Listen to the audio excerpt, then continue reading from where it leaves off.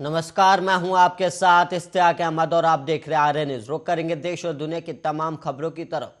कांग्रेस के पूर्व अध्यक्ष किशोर उपाध्याय ने गुरुवार को बीजेपी ज्वाइन कर लिया और इससे पहले कांग्रेस ने उन्हें 6 साल के लिए पार्टी से निष्कासित भी कर दिया था और बीजेपी से उनकी नजदीकियों की खबर के बीच पार्टी ने उन्हें सभी पदों से पिछले दिनों हटा दिया था। और वहीं सूत्रों की माने तो बीजेपी उन्हें टिहरी विधानसभा सीट से चुनाव लड़ा सकती है और उपाध्याय को लेकर लंबे समय से ऊहापोह की स्थिति बनी हुई थी और उनके हर मूवमेंट को संदेह की नजर से देखा जा रहा था। और कभी पीएम मोदी की देहरादून में हुई रैली में उनके बीजेपी में शामिल होने की अफवाह उड़ी और कभी उनके दूसरे दलों में जाने की चर्चा रही। और वहीं अटकलों के दौर के बीच किशोर ने कहा था कि वन अधिकार के मुद्दे पर वो सभी दलों के नेताओं से मिल रहे हैं, लेकिन उन्होंने बीजेपी का दामन थाम ही लिया। और बीजेपी ज्वाइन करने के बाद किशोर ने कहा कि उत्तराखंड को प्रगति के पथ पर ले जाने के लिए उन्होंने कांग्रेस छोड़ बीजेपी का साथ दिया है। और वहीं बीजेपी ज्वाइन करने के पीछे की वजह पर किशोर ने कहा कि कांग्रेस पार्टी से उसकी असली वजह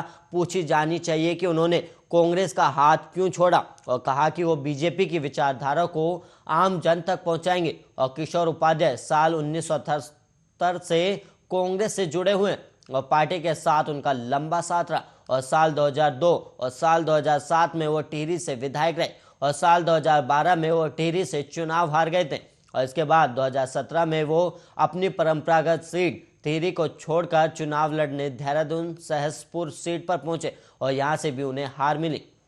और 2014 में उन्हें पार्टी का प्रदेश अध्यक्ष बनाया गया था और वहीं वो 1991 से ऑल इंडिया कांग्रेस कमेटी के सदस्य भी रहे।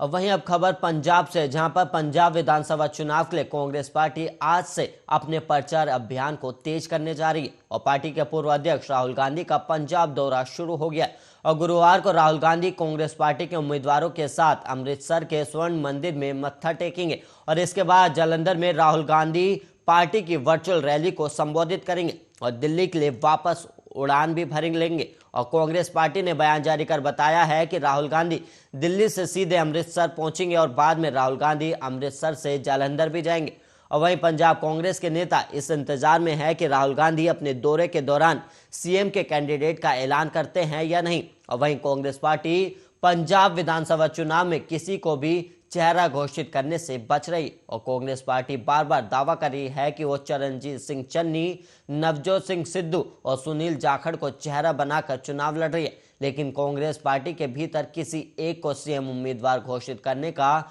दबाव बढ़ता ही जा रहा है। और 2017 के विधानसभा चुनाव में राहुल गांधी ने अपने पंजाब दौरे के दौरान कैप्टन अमरिंदर सिंह को सीएम का उम्मीदवार घोषित किया था और कांग्रेस नेताओं को उम्मीद है कि राहुल गांधी इस बार भी वैसा ही ऐलान करेंगे। और पंजाब सरकार के कई मंत्री चरणजीत सिंह चन्नी को सीएम का चेहरा बनाने की मांग कर चुके और वहीं नवजोत सिंह सिद्धू अपने पंजाब मॉडल के जरिए लगातार पार्टी हाईकमान पर सीएम का चेहरा बनाने को लेकर दबाव बना रहे हैं। हालांकि जो सीएम उम्मीदवार को लेकर जो सर्वे सामने आए उनमें चरणजीत सिंह चन्नी बाकी नेताओं पर भारी पड़ते नजर आ रहे हैं।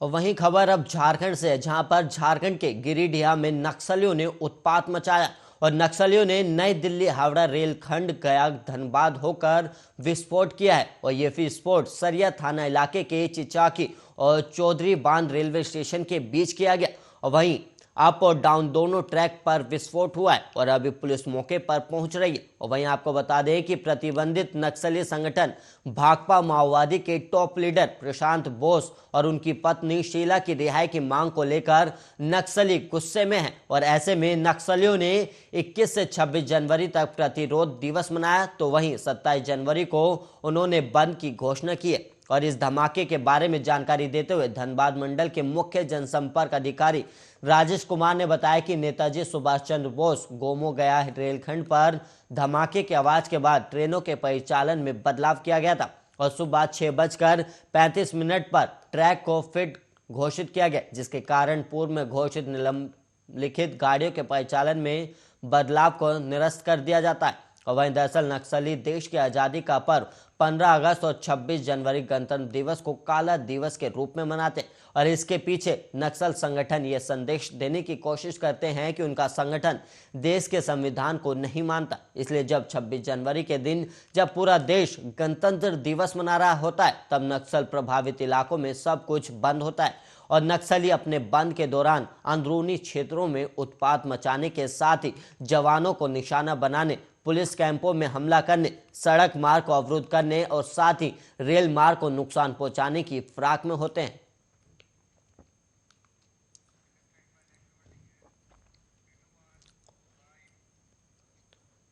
वहीं बढ़ेंगे अगली खबर की ओर, जहां पर केंद्र सरकार कोविड-19 की 2 प्रमुख वैक्सीन कोविशील्ड और कोवैक्सीन की कीमत को 275 रुपए करने की योजना बना रहा है, जिसके लिए केंद्र drugs controller general of India के जरिए नियमित कीमतों को निर्धारण के मंजूरी का इंतजार कर रहा है। और वहीं कीमतों के उचित बनाए रखने के लिए सरकार 150 रुपए के सर्विस चार्ज की अनुमति दे सकती है। और वहीं स्वास्थ्य और परिवार कल्याण मंत्रालय से मिली खबरों के मुताबिक हाल ही में हुई एक बैठक में दोनों प्रमुख टीकों की कीमतों की कैपिंग पर चर्चा की गई। और वहीं एक अधिकारी ने संबंध में बताया कि सरकार थोक में 205 रुपए में वैक्सीन खरीद रही है, इसलिए हमने सोचा कि निर्माताओं के लिए 205 रुपए से अधिक का 33% प्रॉफिट मार्जिन कीमत के साथ उचित रहेगा और यही कारण है कि हम इसे 275 रुपये प्रति खुराक पर रखने की योजना बना रहे। और इकोनॉमिक्स टाइम्स में छपी रिपोर्ट के मुताबिक आपातकालीन उपयोग प्राधिकरण के तहत भारत बायोटेक ने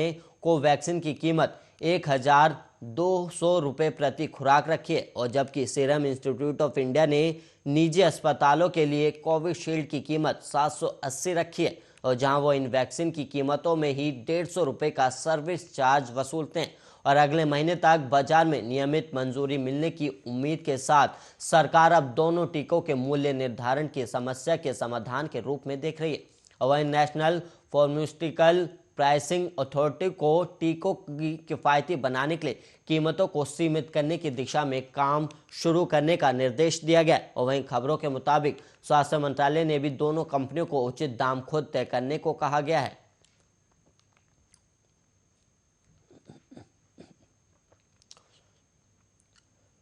और वहीं टीम इंडिया के पूर्व ओपनर और बीजेपी नेता गौतम गंभीर कोरोना वायरस से संक्रमित हो गए और उन्होंने ट्वीट करके इसकी जानकारी दी। और गंभीर ने खुद को आइसोलेट भी कर लिया और 40 वर्षीय गंभीर को कोरोना के हल्के लक्षण है और गौतम गंभीर ने लिखा कि हल्के लक्षण के बाद मैं कोरोना पॉजिटिव पाया गया हूँ। जो भी लोग मेरे संपर्क में आए हैं वो सभी अपना टेस्ट करवा लें और सुरक्षित रहें। और वहीं आपको बता दें कि गौतम गंभीर पूर्वी दिल्ली से लोकसभा सांसद है और वो आईपीएल की नई टीम लखनऊ सुपर जॉयंट्स के मेंटोर भी हैं। और गौतम गंभीर ने 2018 में अंतर्राष्ट्रीय क्रिकेट से संन्यास ले लिया था और उन्होंने भारत के लिए करीब 54 टेस्ट, 147 वनडे और 37 टी20 मुकाबले खेले और वो 2007 और 2011 वर्ल्ड कप जीतने वाली टीम का हिस्सा भी थे। और गंभीर ने 2019 के लोकसभा चुनाव में बीजेपी के टिकट पर लड़ते हुए जीत हासिल की थी और वो पूर्व दिल्ली से सांसद हैं और आईपीएल में कोलकाता नाइट राइडर्स के कप्तान भी रह चुके हैं और उनकी कप्तानी में केकेआर 2012 और 2014 में चैंपियन बनी थी।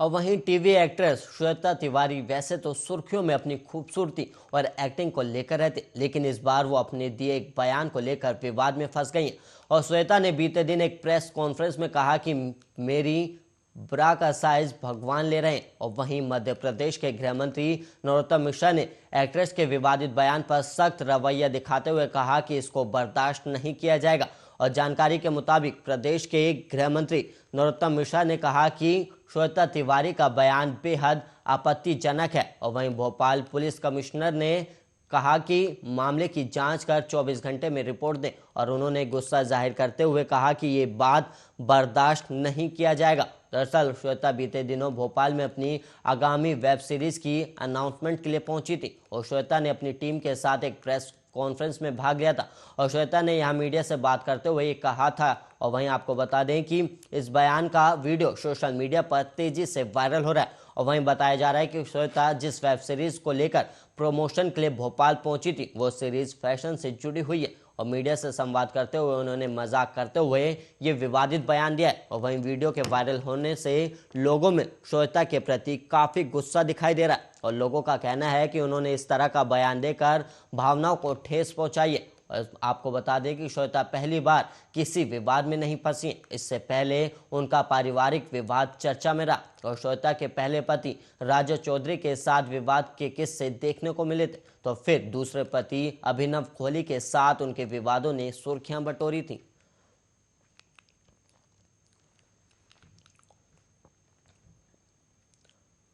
और वहीं कोविड-19 का ओमिक्रॉन वेरिएंट पूरी दुनिया में तेजी से फैल रहा है और इस बीच अमेरिकी बायोटेक कंपनी मॉडर्ना ने बुधवार को घोषणा की है कि उसने खासकर कोरोना वायरस के ओमिक्रॉन वेरिएंट से मुकाबले के लिए डिजाइन किए गए टीके की बूस्टर खुराक का क्लिनिकल ट्रायल शुरू कर दिया और परीक्षणों में कुल 600 लोगों को शामिल होंगे और वहीं इनमें से आधे को कम से कम 6 महीने पहले मॉडर्ना की कोविड-19 वैक्सीन दी जा चुकी होगी और वहीं आधे को 2 खुराक के साथ पहले से अधिकृत बूस्टर डोज मिली है और ये बूस्टर डोज खासकर ओमिक्रॉन वेरिएंट के लिए डिजाइन किया गया है और विशेष रूप से ओमिक्रॉन को टारगेट करने वाले बूस्टर डोज का मूल्यांकन तीसरी और चौथी खुराक दोनों के रूप में किया जाएगा। और कंपनी ने पहले ही अधिकृत बूस्टर डोज के ओमिक्रॉन वेरिएंट के खिलाफ प्रभावकारिता को लेकर जानकारी दी थी और कंपनी का कहना है कि बूस्टर डोज के 6 महीने बाद ओमिक्रॉन के खिलाफ एंटीबॉडी को निष्क्रिय करने के स्तर को इंजेक्शन के 29 दिनों के बाद उच्च स्तर से 6 गुना कम कर दिया गया था और ये डाटा 50 माइक्रोग्राम बूस्टर डोज लेने वाले 20 लोगों के खून का अध्ययन करके प्राप्त किया गया था, जो पहले 2 इंजेक्शन की आधी मात्रा के बराबर थी।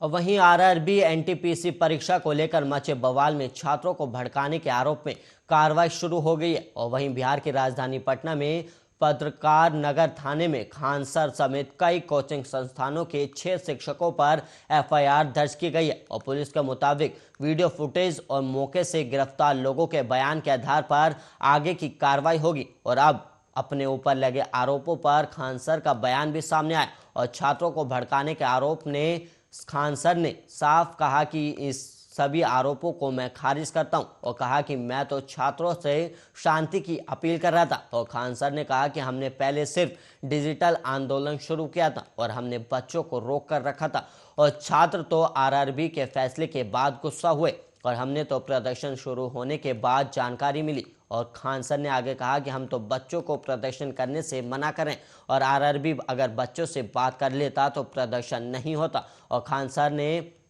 अपने YouTube चैनल की वजह से काफ़ी लोकप्रिय और उनके फॉलोअर्स लाखों की तादाद में, लेकिन अब उन पर जांच की तलवार लटक गई है और बिहार में रेलवे की एनटीपीसी परीक्षा में कथित धांधली को लेकर जो चिंगारी भड़कती थी वो बुझाने का नाम नहीं ले रही है। और वहीं बुधवार को लगातार तीसरे दिन छात्रों ने ट्रेनों को निशाना बनाया और वहीं गया में छात्रों ने ट्रेन के कई डिब्बे आग के हवाले कर दिए और आग इतनी जबरदस्त लगी कि कई घंटों तक ऐसे ही लपटें उठती रही और यहां भड़के छात्रों को काबू में करने के लिए सुरक्षा बलों को भी पूरा जोर लगाना पड़ा।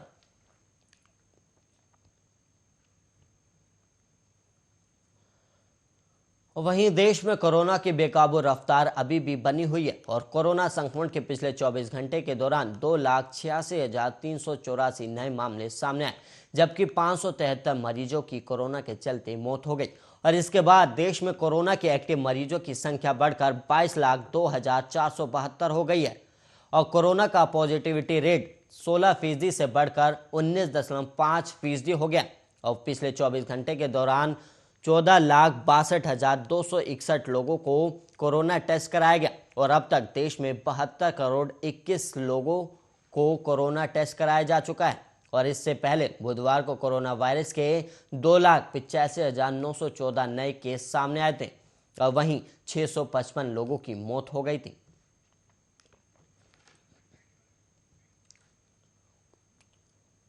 कांग्रेस के पूर्व अध्यक्ष राहुल गांधी ने पिछले महीने ट्विटर के सीईओ पराग अग्रवाल को एक पत्र लिखा था और इस पत्र में राहुल गांधी ने कहा कि भारत में अभिव्यक्ति की आज़ादी पर अंकुश लगाने में ट्विटर की अनजाने में मिली भगत रही है और राहुल ने एक सरकारी अभियान पर प्लेटफॉर्म पर उनकी पहुंच को दबाने का आरोप लगाया गया था। और वहीं 27 दिसंबर को लिखे पत्र में राहुल के ट्विटर अकाउंट के डाटा के विश्लेषण के साथ साथ प्रधानमंत्री नरेंद्र मोदी, गृह मंत्री अमित शाह और कांग्रेस नेता शशि थरूर के साथ तुलना शामिल थी। और इसमें राहुल गांधी ने कहा कि 2021 के पहले 7 महीनों में उनके अकाउंट पर औसतन लगभग 4 लाख फॉलोअर्स जोड़े गए थे, लेकिन पिछले साल अगस्त में 8 दिनों के निलंबन के बाद कई महीनों के लिए ये ग्रोथ अचानक रुक गई और इसी अवधि में अन्य राजनेताओं की फॉलोअर्स की संख्या बरकरार रही। और राहुल ने आगे लिखा कि लोगों द्वारा मुझे विश्वसनीय, विवेकपूर्ण तरीके से सूचित किया गया है कि ट्विटर इंडिया पर सरकार की ओर से मेरी आवाज़ को चुप कराने के लिए अत्यधिक दबाव बनाया गया है